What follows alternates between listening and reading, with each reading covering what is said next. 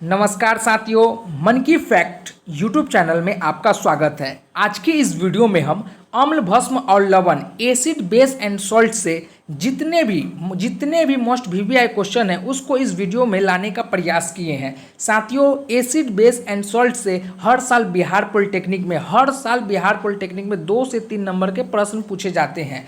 साथियों, लगातार केमिस्ट्री के लगातार यह तीसरा चैप्टर है।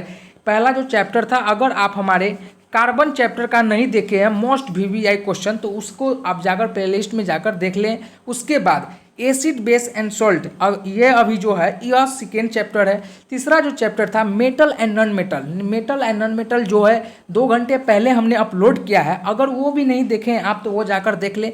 साथियों, अगर यह 3 चैप्टर अगर आप देख लेते हैं, मतलब यह 3 वीडियो अगर देख लेते हैं, तो आपका जो 6 से 7 नंबर है जो है केमिस्ट्री का, वो आपका कंप्लीट हो गया। साथियों, हम चाह रहे हैं कि जितने भी सब्जेक्ट हो, सिलेबस का जितने भी चैप्टर हो, उसका जितने भी मोस्ट वीवीआई क्वेश्चन हो ना, उसको लाने का प्रयास करें। उसके बाद वीवीआई क्वेश्चन को देखा जाएगा। ठीक है, अभी समय बहुत है, तो जितना हो सके उतना चैप्टर वाइज जितना एमसीक्यू क्वेश्चन बन रहा है, 50, 60, 70 जितना क्वेश्चन बन रहा है एक चैप्टर से, वो सभी को लाने का प्रयास कर रहे हैं। देखिए, कार्बन में कितना क्वेश्चन बना? कार्बन में 70 के आसपास क्वेश्चन बना, क्योंकि कार्बन से ज़्यादा प्रश्न पूछे जाते हैं, तो कार्बन से 70 प्रश्न बना। मेटल एंड नॉन मेटल में कितने प्रश्न बने? मात्र 51 क्वेश्चन बने। ठीक है, अब देखते हैं एसिड, बेस एंड सॉल्ट में कितने क्वेश्चन बन रहे हैं एमसीक्यू। ठीक है, तो बने रहे इस वीडियो में, स्टार्ट करते हैं। ठीक है, तो पहला प्रश्न आपसे पूछ रहा है कि बेकिंग पाउडर होता है, बेकिंग पाउडर क्या है? ए मिश्रण, बी यौगिक, या सी तत्व, या डी मिश्र धातु।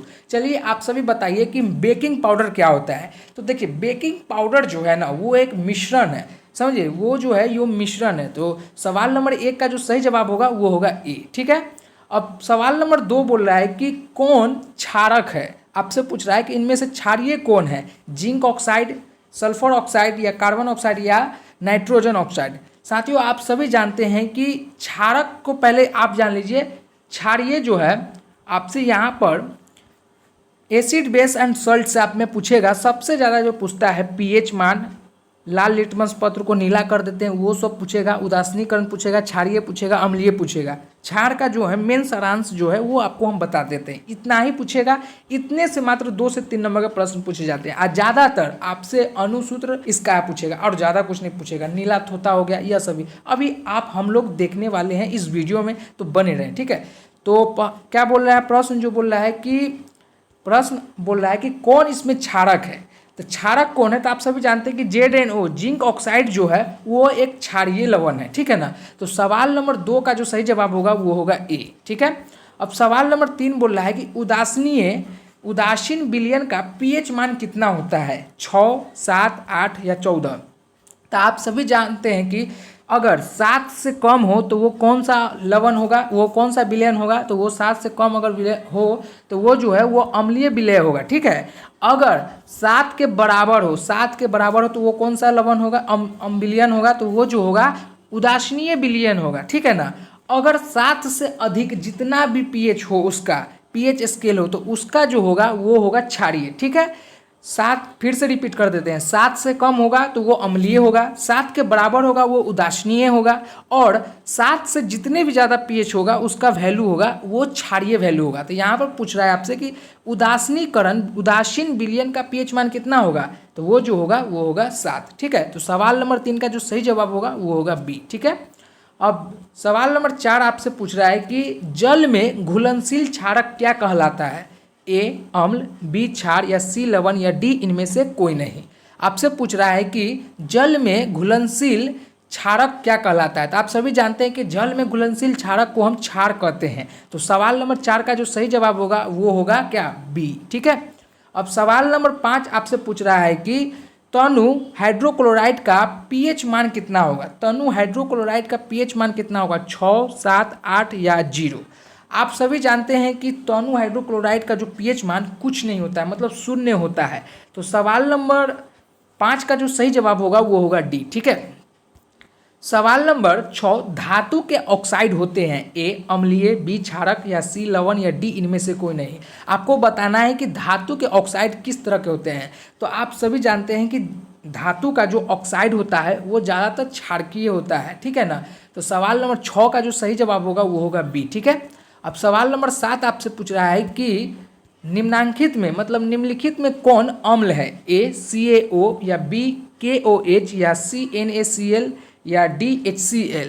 आपको बताना है कि यह इसमें से कौन सा अम्ल है, ठीक है। तो आप सभी जानते हैं कि हाइड्रोक्लोराइड जो है वो अम्ल है, HCl जो है वो अम्ल है। तो सवाल नंबर सही जवाब होगा वो होगा डी, ठीक है।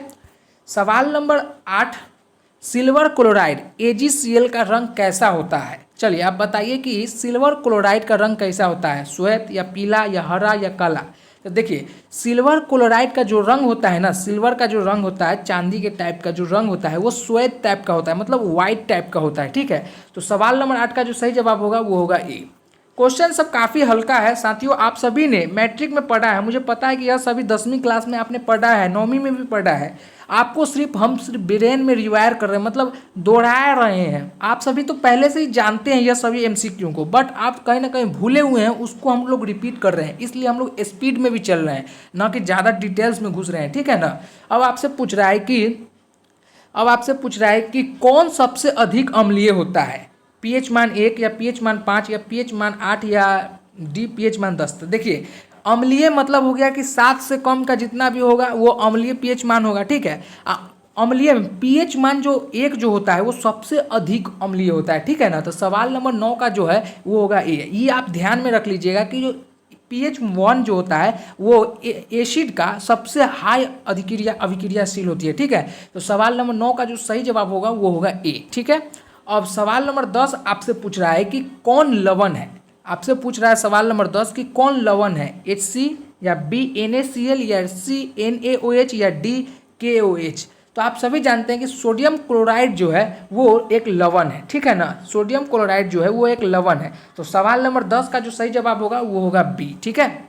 अब सवाल नंबर 11 आपसे पूछ रहा है कि सल्फ्यूरिक अम्ल का अणुसूत्र क्या होता है।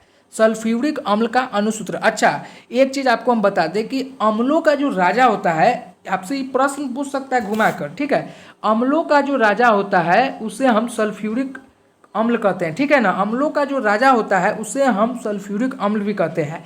और अणुसूत्र आपसे हर बार पूछेगा, एसिड बेस एंड सल्ट अगर पूछा ना छात्रों, अगर एसिड एंड बेस पूछा तो आपको एसिड बेस एंड सॉल्ट में ज़्यादातर अणुसूत्र पूछा जाता है, ठीक है ना। तो आप अणुसूत्र पहले याद कर लीजिएगा, अणुसूत्र आपको लिखा रहता है, जितना हो सके उतना आप रट लीजिएगा, क्या कि इसको रटना ही पड़ेगा, ठीक है। तो देखिए सवाल नंबर 11 कह रहा है कि सल्फ्यूरिक अम्ल का अणुसूत्र क्या होगा। तो सल्फ्यूरिक अम्ल का जो अणुसूत्र होता है H2SO4 होता है, ठीक है ना। अम्लों का राजा सल्फ्यूरिक अम्ल को कहते हैं, ठीक है। तो सवाल नंबर 11 का जो सही जवाब होगा वो होगा बी, ठीक है। अब आपसे पूछ रहा है कि सवाल नंबर 12, सोडियम कार्बोनेट का अणुसूत्र होगा। आपसे सवाल पूछ रहा है कि सोडियम कार्बोनेट का अणुसूत्र क्या होगा, आपको बताना है, ठीक है। A Na2CO3 या B NaHCO3 या C NaCO3 या D NaCl। तो अच्छा बताइए कि सोडियम कार्बोनेट का अणुसूत्र क्या होता है। आप पहले इसको जान गए कि सल्फ्यूरिक अम्ल का क्या होता है, तो H2SO3 होता है, ठीक है। अब आपसे पूछ रहा है कि सोडियम कार्बोनेट का जो अणुसूत्र होगा तो वो होगा Na2CO3 होगा, ठीक है। तो सोडियम कार्बोनेट का जो अणुसूत्र होता है वो होता है Na2CO3। तो सवाल नंबर 12 का जो सही जवाब होगा वो होगा ए, ठीक है। अब आपसे पूछ रहा है सवाल नंबर 13 कि कौन आयनिक यौगिक है, कौन आयनिक यौगिक है, ए CH4 या B CO2 या C CaCl3 या D NH3। आपसे पूछ रहा है कि कौन आयनिक यौगिक है, तो आपको बताना है। तो वो जो है कैल्शियम क्लोराइड जो है CaCl2 जो है कैल्शियम क्लोराइड, वो है एक आयनिक यौगिक, ठीक है ना। तो सवाल नंबर 13 का जो सही जवाब होगा वो होगा सी, ठीक है। अब आपसे प्रश्न पूछ रहा है सवाल नंबर 14, वो पूछ रहा है कि NaOH, ठीक है, सोडियम ऑक्साइड जो है, सोडियम ऑक्साइड NaOH जो है वो कैसा है, ए अम्ल, बी क्षार या सी लवण या डी इनमें से कोई नहीं। देखिए इसका pH मान जो है वो 11 से ऊपर आ जाएगा, ठीक है। तो जो ये 11 से ऊपर आ रहा है तो pH मान अगर इसका 11 से ऊपर आएगा तो वो कैसा होगा, वो होगा क्षारीय टाइप का, ठीक है। तो सवाल नंबर 14 का जो सही जवाब होगा वो होगा क्षार बी, ठीक है। अब आपसे पूछ रहा है सवाल नंबर 15, सवाल नंबर 15 आपसे पूछ रहा है कि फेरस सल्फेट क्रिस्टल का कैसा रंग होगा। फेरस सल्फेट क्रिस्टल का कैसा रंग होगा, सफ़ेद, बी हरा या सी लाल या डी भूरा। फेरस सल्फेट क्रिस्टल जो रंग होता है वो ग्रीन टाइप का होता है, ठीक है ना। तो सवाल नंबर 15 का जो सही जवाब होगा वो होगा बी, ठीक है। अब आपको एक मिनट चलिए, अब आपको पूछ रहा है कि जल का पीएच मान होगा, तो पहले आप यह बताइए कि जल क्या है, अम्ल है या क्षार है या उदासीनीकरण है, ठीक है, या उदासीनी है, उदासनी उदासनी उदासनी उदासीनीकरण है। देखिए अम्ल का क्या स्वाद है, अम्ल स्वाद में खट्टा होता है, क्षार जो है कड़वा होता है, उदासीनीकरण जिसमें पता नहीं चलता है। तो जल क्या है, जल न अम्ल है ना, मतलब जल में न खट्टा है न मीठा है, किसी तरह का ना है, मतलब यह उदासीनीकरण है, ठीक है ना। तो उदासीनीकरण का पीएच मान कितना आता है, पीएच वैल्यू कितना होता है, आप सभी जानते हैं कि कितना होता है 7, ठीक है। और अम्लीय पीएच का मान कितना होता है 7 से कम, और क्षारीय का पीएच मान कितना होता है, तो वो होता है 7 से। जल का पीएच पहला था, जल जो है उदासीनीकरण है, ठीक है, तो जल का जो पीएच मान होगा वो होगा 7, ठीक है। तो सवाल नंबर 16 का जो सही जवाब होगा ना वो होगा बी। अब आपसे पूछ रहा है प्रश्न सवाल नंबर 17, निम्नांकित में कौन एक अम्ल है, ए CaO, बी KOH या सी HCl या डी Na2O। आपसे पूछ रहा है कि निम्नांकित में कौन एक अम्ल है, ठीक है। तो चलिए आप सभी बताइए कि निम्नांकित में कौन एक अम्ल है। तो आप सभी जानते हैं कि अम्ल जो है, अम्ल वो है हाइड्रोक्लोराइड, हाइड्रोक्लोराइड जो है वो अम्ल है, ठीक है ना। तो सवाल नंबर 17 का जो सही जवाब हो जाएगा वो हो जाएगा सी। अब आपसे पूछ रहा है कि 1 बिलियन नीले लिटमस पत्र को लाल करता है तो बिलियन के पीएच मान कितना होगा, विलय का पीएच मान कितना होगा। आपसे पूछ रहा है कि 1 बिलियन जो नीले लिटमस पत्र को लाल करता है तो बिलियन का पीएच मान कितना होगा। देखिए आपको यह जो है यह प्रश्न आएगा ही आएगा, ये हम कंफर्म कर रहे हैं कि ये आएगा ही बिहार पॉलिटेक्निक में, ठीक है। तो देखिए करना क्या है, नीले लिटमस पत्र को जगह पर लाल सोच लीजिए कि लाला जी का जो शर्ट था उसे नीला कर दिया गया, ठीक है, लाला जी का जो शर्ट था उसे नीला कर दिया गया, मतलब एक शर्ट था वाइट और उसको नीला कर दिया, मतलब उसको गुस्सा आया। तो गुस्सा किस टाइप का, छाट टाइप का होता है, ठीक है ना। तो आप दिमाग में लगा लीजिएगा कि लाल लिटमस पत्र को बात किया जाए तो वो क्षारीय होगा, और नीला का बात किया जाए तो नीला हो जाएगा अम्लीय, ठीक है। तो अब आपसे पूछ रहा है कि नीले लिटमस पत्र को लाल करता है, तो जानते हैं कि नीला है तो नीला अम्लीय होगा, ठीक है, नीला जो है सो अम्लीय होगा। तो अम्लीय विलयन का पीएच जो मान होता है वो होता है 7 से कम। तो इसमें 7 से कम कौन है, 8 तो नहीं है, 10 तो और नहीं है, 12 तो और नहीं है, तो 7 से कम जो है वो है 6। तो 18 का जो सही जवाब होगा वो होगा डी, ठीक है। अब आपसे पूछ रहा है कि एक्वा मिश्रण में हाइड्रोक्लोराइड और नाइट्रिक अम्ल का अनुपात होता है, मतलब एक्वा मिश्रण में HCl एवं HNO3 का अनुपात कितना होगा, 3:1, B 1:3 या C 2:2 या D 1:2। देखिए पहले आप ये जानिए कि एक्वा किसको कहते हैं। देखिए एक्वा जो है उसे हम सल्फ्यूरिक अम्ल को कहते हैं, एक्वा जो है उसे हम सल्फ्यूरिक अम्ल को कहते हैं। और हाइड्रोक्लोराइड और नाइट्रिक अम्ल के जो अनुसांद्र को न हम सल्फ्यूरिक अम्ल से ही करते हैं, सल्फ्यूरिक अम्ल से ही हाइड्रोक्लोराइड और नाइट्रिक अम्ल को करते हैं। तो इसका जो अनुपात होता है ना वो अनुपात होता है 1:3 के बराबर। तो सवाल नंबर 19 जो है एक्वा मिश्रण में HCl एवं HNO3 का जो अनुपात होगा वो होगा 1:3। तो सवाल नंबर 19 का जो सही जवाब होगा वो होगा क्या, 20, ठीक है, बी होगा। अब सवाल नंबर 20 आपसे पूछ रहा है कि निम्नांकित में पीएच का कौन सा मान क्षारक विलयन का मान देता है। अभी जस्ट हम लोग ने पढ़ा है कि अम्ल कितना है 7 से कम, अगर उदासीन की बात की जाए तो 7 के बराबर, और उससे ऊपर जाएगा तो वो क्षार हो जाएगा, ठीक है। तो क्षारक पूछ रहा है तो 2 नहीं होगा, अम्लीय हो गया, 7 विलयन हो गया, बोले उदासीनीकरण हो गया, 6 अम्लीय हो गया, यह 13 जो है ना ये है 7 से ऊपर, मतलब क्षारकीय हो गया। तो सवाल नंबर 20 का जो सही जवाब होगा वो होगा डी, ठीक है। अब सवाल नंबर 21 आपसे पूछ रहा है कि कोई विलयन लाल लिटमस पत्र को नीला कर देता है। यहाँ पर देख लीजिए बाबू, यहाँ पर देख लीजिए कि लाल लिटमस पत्र को नीला कर देता है, तो ये कौन हो जाएगा, वो हो जाएगा क्षारीय। वहाँ पर नीला था तो नीला क्या हो जाएगा, वो हो जाएगा अम्लीय। तो यहाँ पर कह रहा है इसका पीएच संभवतः कितना हो जाएगा। तो आप सभी जानते हैं कि अगर क्षार हो गया तो क्षार का पीएच कितना होता है, तो वो होता है 7 से ऊपर, 7 से ज़्यादा। तो 7 से ज़्यादा इसमें कौन है, तो 7 से ज़्यादा 10 है। तो सवाल नंबर 21 का जो सही जवाब होगा वो होगा डी, ठीक है। अब आपसे पूछ रहा है कि सल्फ्यूरिक अम्ल, यहाँ पर देखिए हम कहें ना कि अणुसूत्र से आपके प्रश्न बनता ही बनता है, ठीक है। तो आपसे सवाल पूछ रहा है कि सल्फ्यूरिक अम्ल का अणुसूत्र क्या होता है। तो देखिए सल्फ्यूरिक अम्ल का जो अणुसूत्र होता है H2SO4, H2SO4 का जो अणुसूत्र होता है वो होता है सल्फ्यूरिक अम्ल का, ठीक है। तो सवाल नंबर 22 का जो सही जवाब होगा वो होगा बी। हर बार अणुसूत्र से आपसे प्रश्न बनता ही बनता है। एसिड बेस एंड सॉल्ट में 2-3 नंबर के प्रश्न अगर पूछा जाता है तो ज़्यादातर अम्ल, लाल लिटमस पत्र और पीएच वैल्यू और अणुसूत्र, यही 3 गो है और कुछ ज़्यादा नहीं है, ठीक है ना।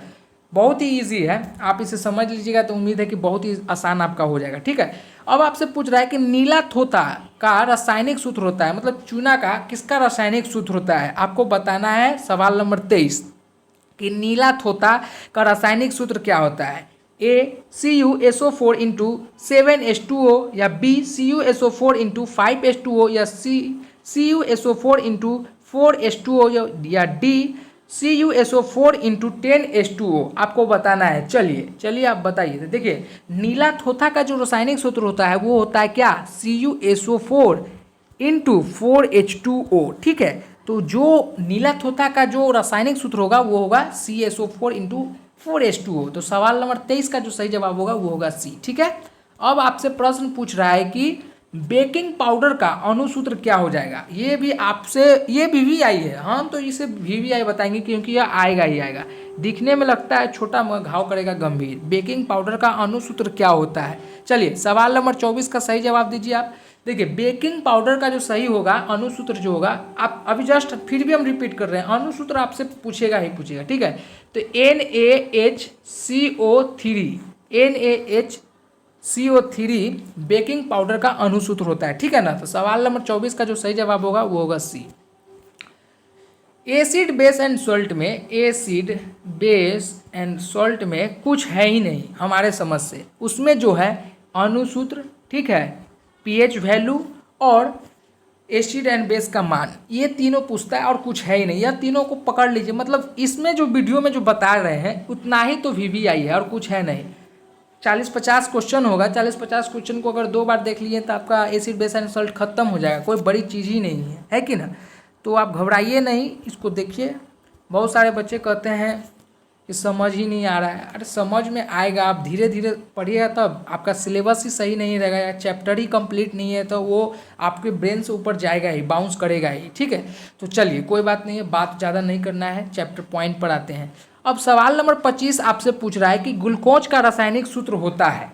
सवाल नंबर 25 आपसे पूछ रहा है कि ग्लूकोज का रासायनिक सूत्र होता है, क्या होगा आप बताइए। ग्लूकोज का रासायनिक सूत्र क्या होगा। आप सभी जानते हैं कि ग्लूकोज का जो रासायनिक सूत्र होता है वो होता है C6H12O6, ठीक है ना। तो सवाल नंबर 25 का जो सही जवाब होगा वो होगा बी, ठीक है। अब आपसे पूछ रहा है प्रश्न सवाल नंबर 26 कि खड़िया का रासायनिक सूत्र होगा MgCO3, या BCaO, या CCO3, या DCaSCO3। सवाल नंबर 26 आपसे पूछ रहा है कि खड़िया का रासायनिक सूत्र होगा। तो आप सभी जानते हैं कि चूना का जो रासायनिक सूत्र होता है वो होता है CaCO3, ठीक है ना, CaCO3। तो सवाल नंबर 26 का जो सही जवाब हो जाएगा वो हो जाएगा सी, ठीक है। अब आपसे प्रश्न पूछ रहा है कि विरंजक चून का रासायनिक सूत्र क्या होता है। विरंजक चून का रासायनिक सूत्र क्या होता है, ये भी VVI है, पॉइंट ऑफ व्यू से ये भी VVI है, ठीक है। 2022 में आने का चांस है। विरंजक चून का जो रासायनिक सूत्र होता है वो होता है CaOCl2, CaOCl2, CaOCl2 जो है विरंजक चून का रासायनिक सूत्र है। तो सवाल नंबर 27 का जो सही जवाब होगा वो होगा सी, ठीक है। अब आपसे प्रश्न पूछ रहा है कि कौन अम्ल नहीं है। यहाँ पर देखिए उस समय से पूछ रहा था हाइड्रोक्लोराइड अम्ल है, आप सभी जानते हैं। अब यहाँ पर घुमा के पूछ लिया कि आपसे कि हाइड्रोक्लोराइड कौन इसमें अम्ल नहीं है। तो हाइड्रोक्लोराइड जो है वो जो है इससे अम्ल है, आप सभी जानते हैं। जो है पोटेशियम ऑक्साइड जो है ना, पोटेशियम ऑक्साइड वो अम्ल नहीं है, ठीक है। एच से सब है अम्ल, और पोटेशियम ऑक्साइड जो है वो अम्ल नहीं है। तो सवाल नंबर 28 का जो सही जवाब होगा वो होगा डी, ठीक है। अब आपसे पूछ रहा है अगला प्रश्न जो है सवाल नंबर 29 कि कौन यौगिक में कौन अम्ल है। इसमें पूछ रहा है कि इसमें से कौन जो है अम्ल है, ACuO, या BH2SO4, या CNA2O, या DCA gives OH H2। ठीक है, तो आपसे पूछ रहा है कि 29 का, सवाल नंबर 29 का, कि कौन यौगिक अम्ल है। तो आप सभी जानते हैं कि H2SO4, H2SO4, ये लेकर तीसरा बार यह प्रश्न दोहरा दिया गया है, मगर घुमाकर दोहराया गया है। आपको ध्यान दीजिएगा, यह प्रश्न जो है यौगिक अम्ल H2SO4 के बारे में, यह लेकर तीसरा प्रश्न है। 29 को, मात्र 29 प्रश्न में 3 बार यह अम्ल को ही बार बार घुमाकर पूछ लिया गया है। ठीक है, तो आप ध्यान से देखिए, समझिए। ठीक है, तो सवाल नंबर 29 आपको कह रहा है कि कौन यौगिक अम्ल है। तो H2SO4 जो है वो यौगिक अम्ल है। तो सवाल नंबर 29 का जो सही जवाब होगा वो होगा बी। ठीक है, सवाल नंबर 30 जो पूछ रहा है कि सक्रिय धातु अम्ल से विस्थापित करती है ACl2 के साथ, या BO2 के साथ, या CH2 के साथ, या DSO2 के साथ। तो सक्रिय धातु जो है, सक्रिय धातु के साथ कौन जो है विस्थापित करती है। तो आप सभी जानते हैं कि H2 जो है, इधर सॉरी, H2 जो है जो अम्ल के साथ विस्थापित करती है। ठीक है ना, तो सवाल नंबर 30 का जो सही जवाब हो जाएगा वो हो जाएगा सी। अब सवाल नंबर 31 आपसे पूछ रहा है कि कौन विलयन लाल लिटमस पत्र को नीला कर देता है। देखिए यहाँ पर फिर घुमा दिया, कोई विलयन लाल लिटमस को नीला कर देता है, तो इसका पीएच मान क्या होगा। आप थोड़ा दिमाग लगाइए, लाल पूछ रहा है, लाला जी का शर्ट नीला कर दिया गया। आप सभी जानते हैं कि लाला जी का शर्ट अगर उजला था तो उसको नीला कर दिया, गुस्सा आया, तो गुस्सा मतलब छाड़। ठीक है ना, तो पीएच मान क्या होगा। तो पीएच मान आप सभी जानते हैं कि छाड़ का जो 7 से ऊपर होगा, तो इसमें 7 से ऊपर कौन है, तो वो है 10। ठीक है ना, तो सवाल नंबर 31 का जो सही जवाब होगा वो होगा डी। अब सवाल नंबर 32 आपसे पूछ रहा है कि जल का पीएच मान कितना होता है। तो आप यहाँ पर भी देखिए, फिर रिपीट कर दिया यह प्रश्न को, जल का पीएच मान कितना होता है। तो देखिए, जल एक उदासीन है, तो जल का जो पीएच मान होगा वो होगा 7। ठीक है, तो सवाल नंबर 32 का जो सही जवाब होगा वो होगा ए। सवाल नंबर 33, कोई विलयन अंडे के पिसे हुए कवच से अभिक्रिया कर एक गैस